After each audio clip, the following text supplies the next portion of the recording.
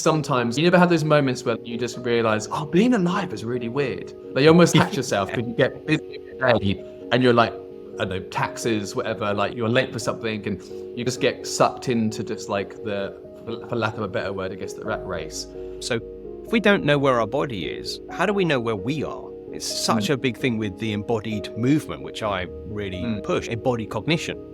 A brain does not function inside a black skull, dark, nothing going on, without inputs from the body, from the sense receptors, from everything that's going on in the environment. So our body is actually feeding up to our brain and our experience of self. Do I move well? Do I feel creaky? Do I say, oh, my back's killing me? Or do I walk with a sense of power in my posture? And I love what you said there is if you don't know the schema of your body, whether you're deadlifting or trying to be more confident, you're in trouble because you don't know where the right things are. How do we manage tension or apply tension appropriately in your experience? Yeah, I think there's two questions. There's one is how do we do that, and then how do we apply it? So I think like one thing that I do all the time now, which I've just found to be the most effective approach, is give someone the experience of what they want and then teach them how they can keep or reproduce that experience. I think the more you learn about, again, the body, and it's funny how these things transcend culture. We know, for example, that your postural system is governed by your serotonergic system.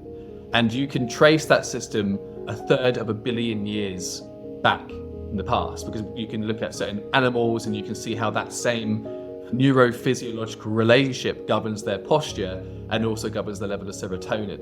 What do you see in a body that you're also seeing in their life? Welcome to Mindset, Mood and Movement, a systemic approach to human behavior, performance and well-being. Hello and welcome. Today I'm joined by my guest, Tom Waldron, who is a movement specialist. He works with biomechanics and all cool things with the body. Now, this is really interesting because Tom shares an interest in the body like I do, but in a much more detailed way. But we were talking recently and I was absolutely intrigued with his work about how working with the body changes how we experience life and do things in life. We're going to get into this. But a big thing is, if you've got a lot of challenges going on mentally, getting into the body is going to be a massive, massive benefit for you. So we shall unpack. Tom, welcome to the show. It's good to see you, mate. Thanks for having me, Sal. Thank you. Cool. Okay, so give us a little context around what do you do that's different with people that's movement orientated that really helps them connect with their body? I would say probably with that, the main thing, and you could even say this is the difference between potentially an instructor and a coach, is just initially finding out why the person has come to see you in the first place. And that's definitely not unique to me by any means. A good therapist will do that, or a good clinician will do that. But I suppose the first thing is finding out what that person's goals are, because that's the most important thing. And then respectfully, with my background, if I feel like, you know what, you would benefit from this a bit more or benefit from this a bit more, we can have that discussion and then move forward with some interventions that would help with that as well, if that makes sense. A bit of what they want and then a bit of what I think they also need. Yeah, really nice. That's a nice way of kind of meeting the middle, isn't it? Figuring out what that person's requirements are, what their pain points are, and understanding their version of the world, plus your knowledge overlaying, which is really, really nice. It's so interesting about body stuff. I'm an S&C trainer as well now as a psychotherapist, as a mindset coach.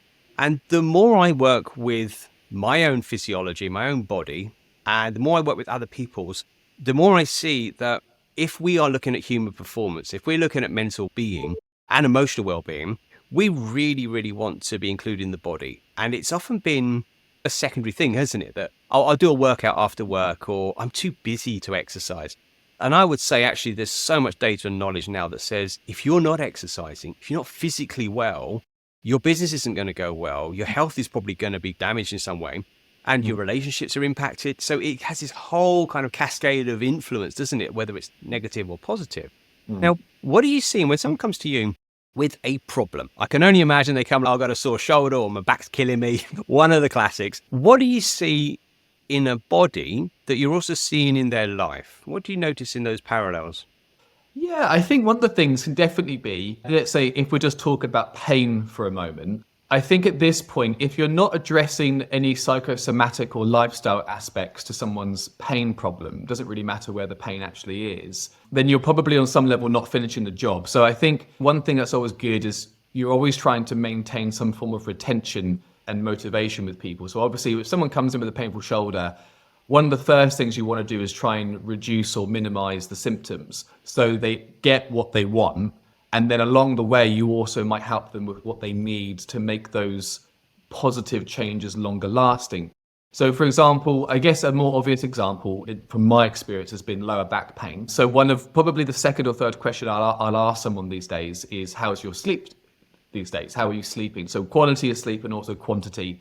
I'm definitely not a sleep expert. I've listened to people who are sleep experts, but there's definitely enough research to convince me that, yeah, if someone is underslept, that's going to really ramp up their amygdala, and that's going to increase their pain sensitivity. Not that they're sensitive as a person, just literally the sensitivity of the nervous system. And so addressing things like rest is also really important. I used to say tension. I'm always changing my dialogue around tension. I used to think tension was bad, but as tension means many things. You could talk about the tension of the connective tissue, or you can talk about literal psychological tension. And so I think of that, maybe physiologically, we're also fine-tuning the tension on a level, whether that's actually reducing or increasing tension in certain areas. And I think that does have a direct influence on their psychology as well, how they feel about their back afterwards. Yeah, that's cool, isn't it? I understand about tensional forces, having taught yoga for many years, got into different gyms, learned about heavy lifting, learned about torque, as in Torque, so how to create torque in the body and tension. And tensional forces in the body are appropriate. So if you are going to do a deadlift and you've got no core activation, no glutes really working, you're probably going to load your erectors, you're going to damage your lower back, you're going to have problems. Application of tension, I think, is really skillful, both in the gym, in the boardroom, and perhaps in life, because if we aren't reflexive enough, then we can either be a soft, gentle individual, or we're too hard and too edgy. And I find this way of being in the 21st century that if we are able to flex, we've got really good things and skills available to us. There's a time to stand up to someone, and there's a time to be gentle. And we want to know where and how. And I think the body is such a good physical experience of this. Am I holding tension in my shoulders because I'm just stressed to hell with what's going on? Or am I creating tension in my chest muscles because I'm about to do a chest press? So I think this conscious, deliberate application of tension is a really skillful art. Then the question goes, how does a person do that? People say to me, so how do we do that? That's always the figure out question. So how do our bodies, how do we manage tension or apply tension appropriately in your experience? Yeah, I think there's two questions. There's one is, how do we do that? And then how do we apply it? So I think like one thing that I do all the time now, which I've just found to be the most effective approach, is give someone the experience of what they want and then teach them how they can keep or reproduce that experience. So I think back in the day, I would very much be like, okay, so it's this and this, and you explain the thing, and it might be right, it probably was wrong sometimes as well, but the idea is it doesn't really mean anything unless someone has a literal experience in their nervous system of what it feels like, for example, to have a quote-unquote tension-free shoulder. And then you can give them the steps on how they can recreate that experience. So it's funny, again, language is interesting, how we use language. So I even just said tension-free shoulder. And in reality, you're never tension-free. So the collagen fibers that are in the matrix of certain connective tissues, they're always under tension. Even if you're quote-unquote relaxed, there's still a level of tension there. They're never under slack. So if you want to actually have the experience of not feeling tension, it's about fine-tuning the right level of tension for your body in that moment. And so, for example, that would be, then how would you get to the practical aspect of that? Sometimes people have these preconceived ideas that, oh, before I do this movement, I have to pre-activate this muscle, or when I'm doing the movement, I have to keep these muscles short and these ones long.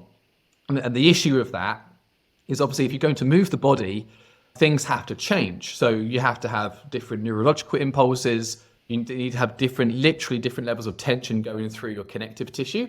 And then you have different muscle cells going on and off as well. So I think on that level, it's also addressing, are there any preconceived ideas about the body that this person might have, either if they're also a professional and they've been taught a certain way, or if they've gone to certain classes and they've just been taught you can't lift your leg until you brace your core first, for example.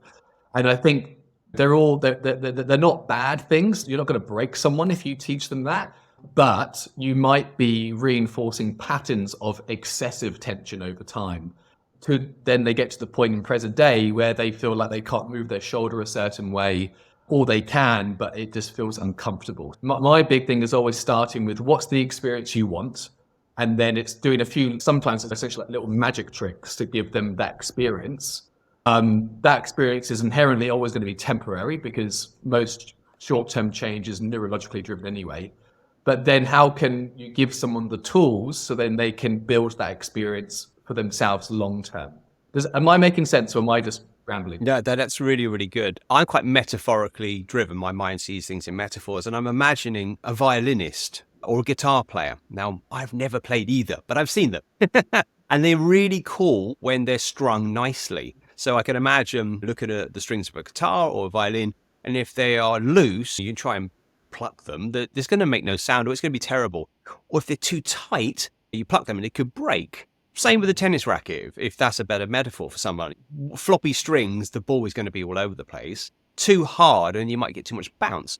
In terms of tensional forces, I love what you've said there. Create the experience that you want, and I'm interested to get an example of that in a second, but then give them the tools, because if we to keep it very physiological for this moment, in the S&C domain, there is still a large contingent that you really brace your core very strongly, say doing a heavy squat or a heavy deadlift or pushing a heavy sled, something like that. And I know some people in the other movement field who challenge that. They don't say you don't brace your core, but they say you're relaxed under tension.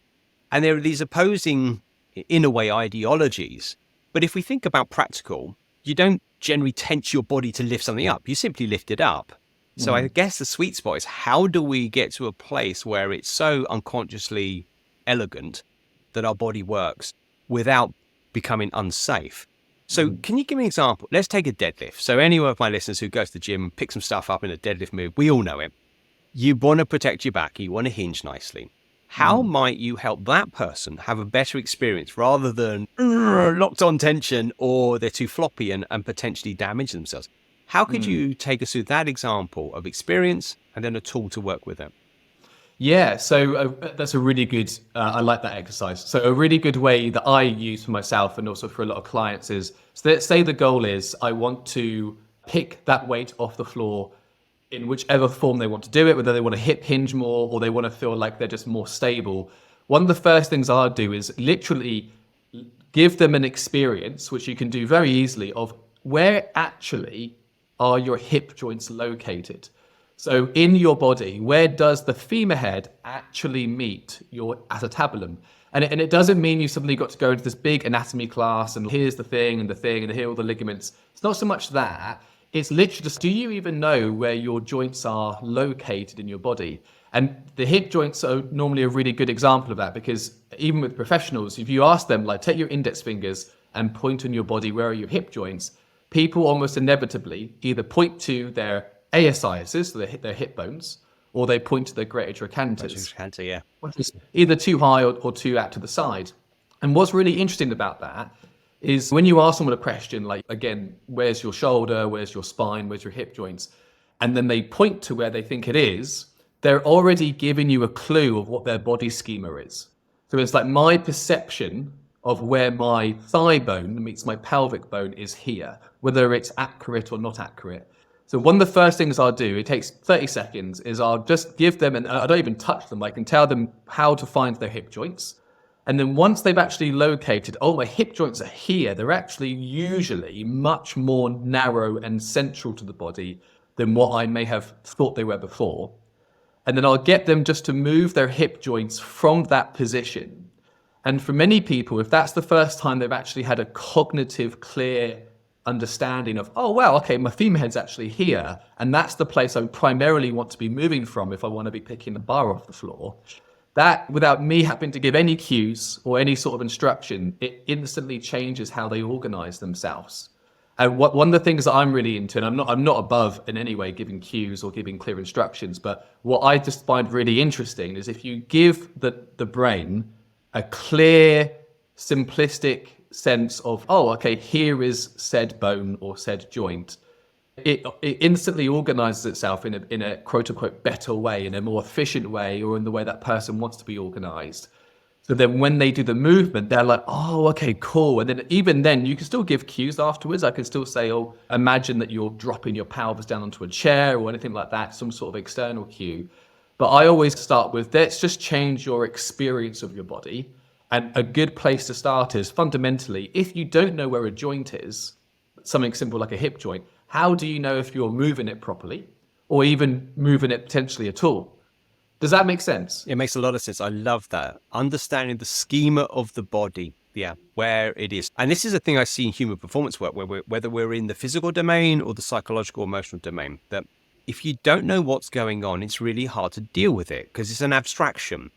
Yeah, it's like, oh, I'm really stressed. What does that even mean? Or I'm struggling with my deadlift. What does that actually mean? We need to get specific.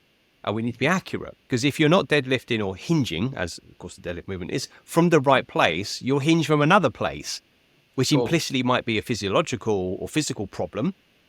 And I would also say psychological, because as I explained to you, Tom, and all my regular listeners know, there is such a crossover between our thinking, feeling self and our physical, moving self. And one is influencing the other all the time. So if we don't know where our body is, how do we know where we are? It's such a big thing with the embodied movement, which I really push, embodied cognition. A brain does not function inside a black skull, dark, nothing going on, without inputs from the body, from the sense receptors, from everything that's going on in the environment.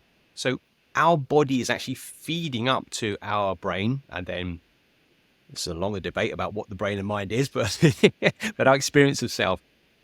Do I move well? Do I feel creaky? Do I say, oh, my back's killing me? Or do I walk with a sense of power in my posture?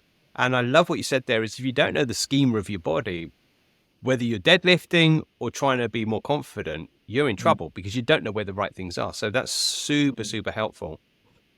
Yeah, really helpful. Thank you. Yes, I was going to say of that as well. It's almost that's a really nice way of putting it. I think like it's also fundamentally if you're helping someone move better, it's just about really helping them relate to the environment better. So you're relating to the chair better, you're relating to the floor, you're relating to that bar that you want to pick up. So it's very much, I've got this physical thing and it's made up of many different types of tissues and the geometry changes all over the place.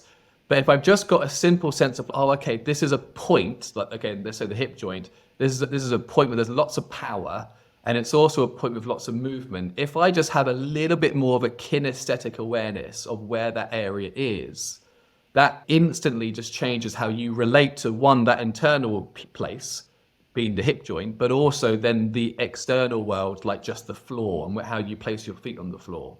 That for me has always been really interesting, like trying to almost teach a little bit less sometimes and just be like, this is what your brain needs to know. Here's your hip joint or here's your knee. And then does that change how you position your body in space? Very nice. Yeah. A very good coaching approach, right? To help the person generate the understanding from within. And when we generate learning from within, it's implicit. We own it. It's a great way. I love that. Such a great definition. Now, we were speaking a little bit before the show about forces, and I really want to get your knowledge on this. Forces are at play everywhere. And you explained to me there's gravity. There's all kind of physiological forces, and we'll dig into that. But of course, Tom, there are forces in life. Now, there's pressure, there is stresses, there are social challenges, there's financial challenges. And if we want to be a well-functioning human being, we want to relate to those forces well, because they're not going to go away. So how do we relate to them? How do we work with them? Now, perhaps you can give me some of your understanding about working with forces, both from the body and then how that plays out into that person's experience. How do you work with that? Can you say some more? Yeah, I think it's always just good to know what are the forces in the first place. And then from there, sometimes those answers almost become obvious. So you have four main forces of movement, which would be gravity, the weight of your body, momentum, so how fast you're moving your body, and then it's the reaction from the ground, so ground reaction force. So whether you're a yogi, a Pilates teacher, gyrotonic instructor, runner, it's non-negotiable. Those are the four forces that you deal with for the rest of your life. So how well you deal with those forces on a fundamental level dictates the experience of your whole life. So I would say it's interesting that you think of what makes up a human's life. You could say many things, but I think one of the main components is you're always standing, or you're almost always standing, you're sitting, your breathing, and your thinking. How are you managing those experiences? When you stand, can you organize yourself in a way which is unique to your own body? It's not to say here's a cookie cutter way everyone should stand, but for your own just physiological makeup, can you stand in a way where you're actually managing those four forces in a way that feels good to you or feels comfortable to you? And then even to the sense of, let's say, more the thinking. So we know that, for example, the thoughts in your head literally have a physiological influence on your body. So we know very clearly now, for example, that if you are visualizing a movement, very similar parts of the brain become active as if you were doing that movement. And then you even get a little bit of a trickle down effect where you get neurological whomps going into like certain muscle fibers and as if you were doing that movement. So you literally have this neurological crossover between what you do and also how you think or how you visualize things. So I think on a level, it's been my experience that how you navigate through the world, so how gracefully or non-gracefully you deal with those forces, that has a huge impact on how you deal with social aspects or, again, interpersonal things like relationships as well, for sure. It's been my experience to do it, definitely. And it's been fun to also get similar sort of feedback from clients without prompting them. Where I think I was saying to you before the podcast, let's say you help someone with their back pain. Sometimes helping someone with their back pain is things like, I'm not going to teach them about the forces necessarily, but can we move you in a way and maybe strengthen certain things in a way so you're just managing the forces of movement better? And then that can totally translate into them being more socially comfortable at going to certain social functions, for example. And I do think those bridges are quite connected. Yeah. I see that too. Certainly, if someone steps into my coaching space, and which is largely a conversation, a psychological, let's say, working domain, but I'll always reference the body. What's going on with your body as you say this? So we have an embodied connection around this. And what intrigues me is about movement. I've often sat with a coffee and just watched people go by. I find it absolutely intriguing. You can read a lot without mind reading or assumptions, but you can read a lot. There's a lot of information available if you're quiet and you observe. And it might be, how does someone's gait? How are they moving? Where's their eye line? Are they looking down? Are they looking up? And these things say a lot about where that person's at. And I know for me, it's that I learned this years ago, but every time I'm very much buried in thinking, binge thinking, I call it, I'll be looking down. I'll be slightly collapsing the thoracic area. I'll be slightly loading my lower back. I just won't be walking very well. And as soon as I can feel that roll across the foot, and the lift in my core, an eye line forward or up, I'm in a much more open mind space. And this really intrigues me. This posture is power. I learned this many years ago in yoga. I learned this from being a photographer as one of my other careers that I did. How we move, how we stand is experienced by us and the other. So if we want to be functioning well, the best that we can be, and we're not attending to these forces and to the way we relate to these forces, both A, that's a problem, and B, that's an opportunity. Problems and opportunities go together. It depends what you're doing about them. So if I was to come to you, Tom, I'm like, okay, all my lower back's really tricky and I've got a lot of stresses going on right now and, I'm a bit wonky. You've already said you kind of ask questions, which is great. You figure out what that person wants. But let's say I said to you, listen, I just want to feel good. I want to get rid of this achy back. I'd like to be a little less stressed, please. That'd be great if you know how to do that. What would you do? Does in the physical domain, in your toolbox, that would treat that kind of challenge, which you would know not only treats the quote unquote back problem and the stress level, but would have a direct effect on that person's experience emotionally and psychologically as well? Yeah, absolutely. To keep it to lower back pain, the first thing, once they've been clinically cleared, the first thing I would be checking is I would ask them, can you either show me or can you explain to me? So what movements, postures, or just daily life activities has your lower back affected, basically? So what can you currently not do or not do at all? And normally they can demonstrate on a level, like whether it's bending forward or if it's picking up like their 3-year-old. And then it's just kind of noticing that, just first of all, just the external. Okay, they suffer with maybe squatting, or they have an issue with bending to the left or whatever it is. And then when they get more into the daily life things, normally it's a lot of guys who may not be able to play with their 3-year-old for very long because they simply can't bend down and stay in that position for a long time. So already there's an emotional component there for sure. Whether they're aware of it or not, that's really, really powerful. So my first point of call is let's find a way for you to do those movements where either we're minimizing the level of discomfort or hopefully, even quite initially, there's not any discomfort there. And the reason why we're doing that, from my perspective, one is it's to keep that person having their autonomy so they can actually still live the life they want to live and they're not feeling like they're broken or they constantly do things.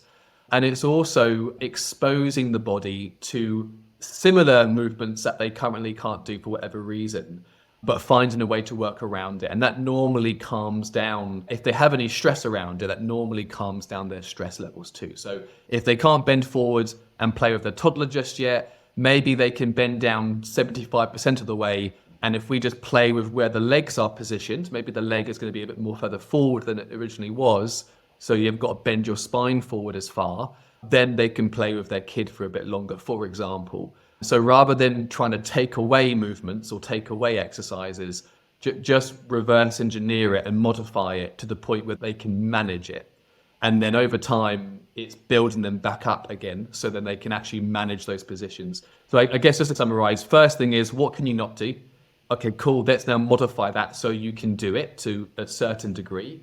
And then around that, looking at the movements that they showed, okay, let's now increase your tolerance in those positions. So as you were saying, if it is, let's say they can't bend their spine forward because that starts to hurt, that could be because they simply aren't strong enough in spinal flexion for the loads they're currently dealing with. So let's do some spinal flexion, but let's just maybe do it in a different way until they can do it in the way they couldn't do it before. Does that make sense? It makes a lot of sense. It's really, really nice, isn't it? Because there's a tendency to think if I have an injury or have a pain, I won't go there. I won't bend over or I won't do the movement that causes me discomfort. And yet what you're suggesting there is, let's understand that better. Let's have a different relationship to that. Let's perhaps get an experience of that in a slightly different version or a different amount. And what I hear there is you're actually giving someone back freedom, physical freedom to move or maybe to play with a kid or whatever it is. But you're giving that person back autonomy as opposed to a disability, which obviously it's a strong word and we're careful how we use it. But if you're unable to do something, you start to become moving towards disability.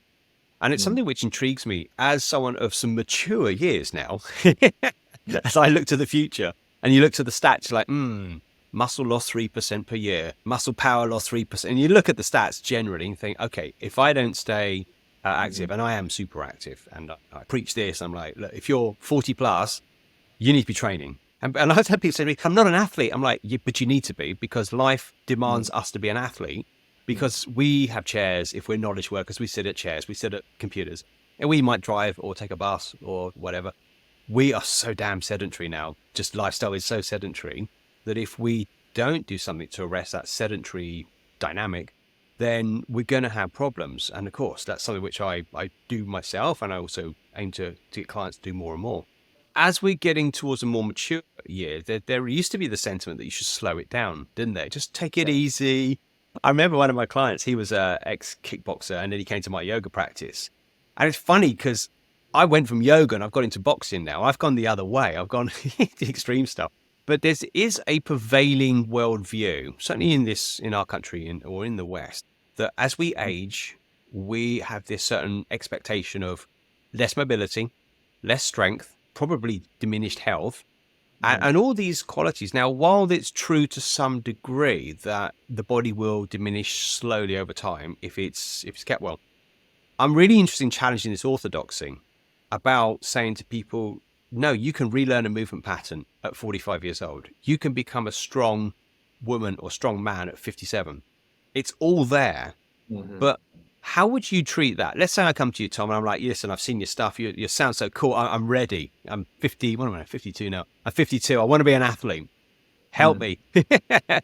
I saw Sal. He said, go to see you. What would you do? How would you help a person who's roughly midlife say, let's get you moving well. So you're functioning well physiologically, you're functioning well in your movement, and you're functioning well in your health. What would you do? I know I've thrown actually a massive challenge at you, but I'm really intrigued to how you might take that on. Well, it's interesting. So I would say probably, temperamentally, I'm a relatively optimistic person. However, I do believe that negative emotion can be much more powerful if used in a certain context in this sort of situation. So, for example, we know that if you put a mouse on a little treadmill and you have the smell of cheese at the end of the treadmill, the mouse is going to be motivated to run on the treadmill faster to get the food, basically. However, if you put the smell of a cat behind them, they run much faster than if they were to block the cheese, because it's more the idea of they're more motivated to not get eaten than they are to get a reward. So even though it is very motivational to have, obviously, goals, end state goals, process goals, like where you want to be going. So I think mapping out what you want is important. But I actually think, to be real, sometimes it's really good to just spend an hour fully articulating what would be like your own version of hell in 5 years. And actually, no, so what would it be like? So I would look like this, or I'd feel this way, or this would happen. And you go through that as a bit of a process. If the next 5 years went terribly, what would that look like? And then that gives you the blueprint of, I want to go in the opposite direction of that, basically. And I think that's when you can sometimes motivate people. So if you want to have a body that wears down really fast, you're going to get really ill, you always feel like crap, you can't do anything. And actually, you're kind of like a bit of a bummer to hang out with because you don't really want to do anything and you can't anyway. And I just think sometimes articulating the reality of that can motivate someone to be like, you know what, okay, so what do I do to avoid that? And it's okay, walking's really good, strength training's really good, flexibility, maybe whatever, just basically, as long as you do strength training, actually you're going to get more flexible anyway. Even though it starts negative, that kind of gets the fire going. And I also think it's also, like you were saying, that the preconceived ideas that you're meant to be feeling this way at this age, or you're meant to be looking this way at this age, or you shouldn't be doing that at this time of your life, whatever. I think one of the ways you can minimize those negative beliefs, which aren't even accurate in the first place, is people believe they have to like work out 7 times a week and they've got to do like a 90-minute session and they've got to do this and that. When in the reality, if someone does like a workout session 3 times a week for 45 minutes and they're doing, like, let's say, a strength program, the benefits are non-linear. They're going to keep getting better and better and better as long as the program is progressing with them. And it doesn't have to be like these 7 hours a week slog, basically. So I think it's also realizing the bar can be set quite low for success, but also maybe know where you could go if you never even started in the first place. Does that make sense? It does. I love that. I really love that. I'm quite happy at staring into the abyss sometimes to motivate me. And as certainly I know from brain science that the brain is a prediction system. Professor Andy Clark talks about this, the predictive brain, that the brain is always predicting. And the first thing it's always looking for, or brain/nervous system, is threat. We are a threat detection system first and foremost. And when the threat's out of the way, then we can be socially engaged, what we call dorsal vagal in the nervous system. There are 2 types. So I come across away from meta patterns, they're called, and toward meta patterns. So overarching thinking styles for people. I think both are really powerful. I think let's look how bad it could really be. Look, actually, if you don't do something, this is where your life is going to end up. And that's not a good look. And this is where it could be. And then you got that. And what I'm feeling, there's tension, right? That creates tension. And you spoke about tensional forces in the body. And I'm interested in that tensional forces in motivation, or let's say compulsion around. If you can notice these 2 things, that might create the right kind of tension. But yeah, I love that. I would be listening to you harshly. I'd be like, yeah, totally. I know where I don't want to be in 5 years. And I have an autoimmune condition. So I know what it's like to be down and out, to be broken by it. And thankfully, I'm in pretty good shape and I have to be careful. There are certain things I need to do and not do. But I know having health taken away from you is suffering, pure suffering. And I don't wish that on anyone. And I certainly don't want it for myself. But that's why I do what I do. It's one of the big motivations, because I know what suffering feels like and I don't want that. So because people say to me, Tom, they're like, wow, you're so motivated. You train every day, you do this. I'm like, yeah, but I see it as play. And I also see it as privilege, because I know when I haven't been able to even stand up, I can't even stand up. So when I can stand up, I'm never not grateful for that, which I don't know. If someone's had a health issue, maybe they relate to that. But maybe if you haven't, it could be more challenging. I really think I really believe it's a privilege to be able to have your autonomy. Like truly, my first ever client ever was a 13-year-old boy, and I'm still friends with him now. He's probably 27 now, something. But anyway, he had cerebral palsy. He was born with cerebral palsy, and so he couldn't walk. And I was working with him because he was having some surgeries at the time. And my job, I mean, I barely knew anything at this point, but my job was to come in for 2 hours a day and just do some stretches. And it was really, really positive. But I remember I was probably like 18 at the time. I was really young. And I remember just being in bed one night. It's probably quite early on when I was working with this young guy. And I remember just being like, at any point, if I want to go to the toilet, I could just get up and go to the loo, or like glass of water. I mean, I really just spent like a few minutes in like darkness, like in my bedroom, just thinking about this. And then, because it was the first time in my life I'd been around someone who was disabled, physically disabled, basically. And it was almost like a light bulb moment went off. Where I was just like, it is a genuine privilege to be able to just even like me gesture with my hand as I'm talking. And I think sometimes you never have those moments where you just realize, oh, being alive is really weird. Like you almost catch yourself because you get busy every day and you're like, I don't know, taxes, whatever, like you're late for something and you just get sucked into just like for lack of a better word, I guess, the rat race. And then you have those moments where you're like, it's really weird that I'm alive. And this is going to, and it's 80 years if it's just like, sometimes I have those moments, I just get quite introspective. But I just think also it's really lucky to, one, be alive, but also you're alive with a body that actually is able to respond to like your thinking. Yeah. And just, I sometimes have these funny debates with friends who I might say that to them and they're just like, what are you on about, mate? Of course you can move. They think it's ridiculous that I'm just grateful on that level that you're able to move your body. Yeah. But I think maybe if you've been around that a little bit, you've been around people that don't have that and they weren't even born with that opportunity in the first place. It's almost, and I think as well, talking to older men, guys in their 70s and 80s, who are still really fit and active, but they can sometimes say still, it's harder now. Yeah. And I just think it's good to keep it if you've got it. Yeah, absolutely. A phrase came to my mind a little while ago. It's a bit of the Cartesian debate, but we don't live in a body, we live through a body. So that means if your whole experience of life is mediated through your senses, through your tissues, through your fascia, up through the nervous system into the brain, and to the idea of like, how am I doing today? How am I feeling? How am I moving? How am I working? Then I think we are missing the absolute building blocks of the conduit of like how our experience actually is. So we could go deep and philosophical, which is where I like to hang out, but I'm going to bring it back on point. So for our listeners, we've really checked in with some important stuff. Understanding forces, understanding tension, understanding that relationship between your body and really knowing where things are. That's just such fundamental and clear advice. It's brilliant, Tom. It's really brilliant. I would like to capture this into some of perhaps the pillars or the key things. You might say, here's what I would impart if you want to function well. What might those pillars or guidance points be? I would say just know how the body functions. So if you want to know, okay, like how do I function better? I think the thing before that is, what is the function of this thing? So if that makes any sense. So for example, bring it back to practical again. So what's the function of your foot, let's say? So your foot, to keep it simple, it can be a very foundational, stable surface to help balance the whole body. And then it can also be a narrow, rigid lever that can propel you through space. So on a level, and there's obviously many functions like balance, proprioception, but just on that basic mechanical level, the function of the foot is to give you a foundational surface, and then it's to give you a much less foundational surface in a few milliseconds to push you away from the floor. So if you want to have a functional foot, make sure it can just do those two things. And then to work it back a bit further, so how does it do those two things? You need to have a pronated foot sometimes, and then you need to have a supinated foot. So just then do exercises that complement the different movements that create pronation and create supination.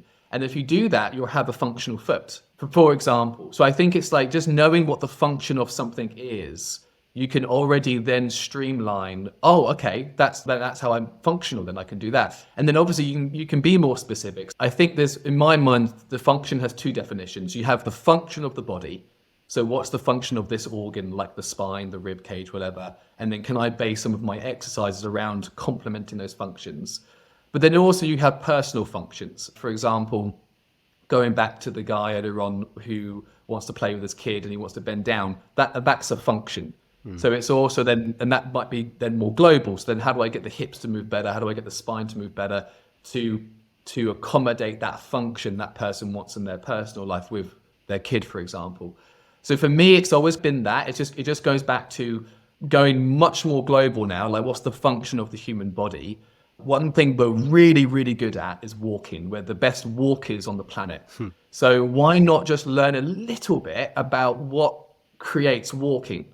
Or like another one, if you want to have a better shoulder, if you want your shoulder to feel just pain-free, stronger, more flexible, better positioned, why do you have a shoulder? Your shoulder is basically a force buffer between your spine and your hand, so you can throw balls. So you can sort of throw rocks or throw spears. So we're the best throwers on the planet. So we know, for example, that by the time you get to 4, a 4-year-old Homo sapien human is already a better thrower than a fully grown chimpanzee. So we're really designed for throwing stuff. So if that's like your evolution heritage, walking, throwing, a bit of swimming, with aquatic as well, oddly enough, then why not just do things on a regular basis that you were designed to do anyway? And that will probably go a long way to improving your function. Really nice. Am I answering Really, the really question? nice. Yeah, it does. Yeah, my mind's just percolating that principle, and I trust those listening as well doing the same. But yeah, just in some ways it's super practical, isn't it? So what is the function of my foot? What does it actually do? And if you've got back pain, is that because you walk in a dysfunctional way? And it could be for some people. Yeah. If so, we change the function of the foot and the global idea of I want to travel whilst walking, then we might then release up the chain of events. Actually, my position of my hips is better now because my foot's better. And suddenly my lower back pain is gone, which then also means that I'm probably not miserable, and it might not interrupt my sleep, and so on and so forth. So yeah, they're called fractal. I call them fractal. You know what fractals are? So fractals are repeating patterns in nature. We see them in the bronchioli of the lungs. We see them in the leaves and the trees. But I see like behavioral fractals in people as well, like the small pattern repeats into the bigger. And whether that's in the physical domain or psychological, but the pattern repeats, whether that's imbalance or incorrect tension or misunderstand or even disconnection from the body, which I think is the biggest thing I see for some people, that the thinking self and the somatic self, the body self, are out of whack, they're out of harmony. And I love what you said there right at the early part of the show about get someone to know where their hip bones actually insert, and they're going to hinge well. And of course, I'm like, yeah, that makes so much sense. And I'm thinking, when I was deadlifting the other day, was I paying attention to my hips? So I'm be doing that. Deadlifts are on my schedule tomorrow, so I should be paying attention to the hip joint movement. And it also, for me, it becomes really fun. Like you, I really love anatomy. I just really enjoy the study of anatomy. Not because I like to remember abstract names of things. It's because I just feel like when I'm learning anatomy, I'm learning about, I'm learning about myself. This is actually how I evolved. That's why the hip bone's over there. That's why the sit bone's over there. It's like, okay. And I just find that gives me a really deep appreciation of movement. But then bringing it back to the clients, it doesn't mean that they've got to bloody know every single anatomy detail. But even going back to the throwing idea, I get my clients sometimes who I teach online, I'll get them to get a ball, and we're just practicing throwing the ball. And we'll make it fun. You've got to visualize your partner and you're trying to throw the ball. They're more just like a bullseye 100 meters away. But just that act of them throwing is so good for their shoulder. And as you say, if suddenly if they notice in their own body, which is always the more powerful teaching moment, is if they notice, they're like, you know what, my shoulder actually doesn't feel like it's moving so well on the right side than the left side. It might be something to do if the head's really far forward, that restricts shoulder movement. And so then you can be like, you know what, why don't you just try this with your head and then see if that improves how your shoulder moves. And then suddenly you've indirectly taught someone how the body's inherently connected. And it's not to say that everyone should have the same posture or everyone should look the same, and not at all. But going back to almost this idea of the tension of the neck and how the tension of the neck influences the tension of the shoulder, you can play with that relationship until someone feels like they're in their most optimal organizational alignment. Beautiful. Absolutely beautiful. I'm going to summarize with, I had an old Tai Chi master friend, and they used to say about wasted energy. So from the Eastern arts, and they would look at a body composition and position, and they might get someone to move their upper shoulders a little bit, move their pelvis, play the feet. And they would talk about how much energy is either wasted or saved based on optimal alignment. And as you rightly say, it's not, you should look like this picture. You should stand like this, but it should be, do you feel balanced perhaps in the foot joints, the pelvis and the lower back and all these kind of positions? And It's amazing because energy is everything. Metabolic energy, thinking energy, oxygen, all energy is life. It's basic quantum physics, and we mostly know this. And when anyone feels tired, and I see this a lot, someone's tired, exhausted, maybe burnt out, you are not utilizing your energy very well. And I think it's such an interesting thing to go to the physical energy as well. Like, how do you organize your body, as you've already beautifully alluded to? And is that disorganized? Are you essentially hemorrhaging energy through tight shoulders, traps that are overfiring, whatever that might be? And does that bleed out into the rest of your life? Energy drains, it's called in S&C. And I think it's such an important thing that a lot of people aren't looking at, and it is wasted energy. I would like to get your last thoughts on energy management, because it's something I talk about a lot with my people. Rather than time management, energy management, like going with biorhythms, going with the natural states. How might you work with that? Yeah, I'm just thinking energy because it's obviously a big thing. Like the first thing that just comes to my head is sleep. And I think that's probably because I'm thinking about my own energy management probably. I just noticed that if I'm underslept, it just throws everything out, which I find interesting. So I think in terms of how I work with people with energy management, I'm just thinking about that for a minute. I would suppose my main domain, which I do that in, would be in movement itself. So like you say, like how can we better organize the ribs over the pelvis and how they rotate with each other in walking? And again, another way of saying energy management, you could say, is energy leakage, which is more of a biomechanical term. If you're moving too much in the coronal plane, then you're wasting a bit of energy in the coronal plane. So can we minimize that? So we, as you were saying, optimize in their energy flow. And I think, I've not seen her actually yet in a few months, but I'm going to work with her again soon. I have an energy coach. She doesn't really call herself an energy coach, but there's no other way I can explain it. So I just call her an energy coach. But that's very much working with energy, really. So we're working with my own energy. If there's any kind of energetic, like areas that aren't letting go, which might manifest in like an image in my head or like an emotion or anything like that. And a lot of that, to be honest, is presence work. A lot of that I've learned from like Eckhart Tolle, which I'm a big fan of. And so in terms of energy management, sometimes it's just even noticing where you might have mismanagement. And even just that noticing, I'm out of my area of expertise now, but from what I've learned from my teachers is even just by noticing that energy, it can already start to diminish if it's not managed well. And then you can start to manage it better just by being aware of it. But I think on a practical level, for me, it's just sleep these days, like making sure that you have a relatively dark room, actually getting 8 hours rather than 6.5 or 5 hours. Because we know as well, like even with sleep, there's a fair bit of research now correlating lack of sleep to increase in injury risk.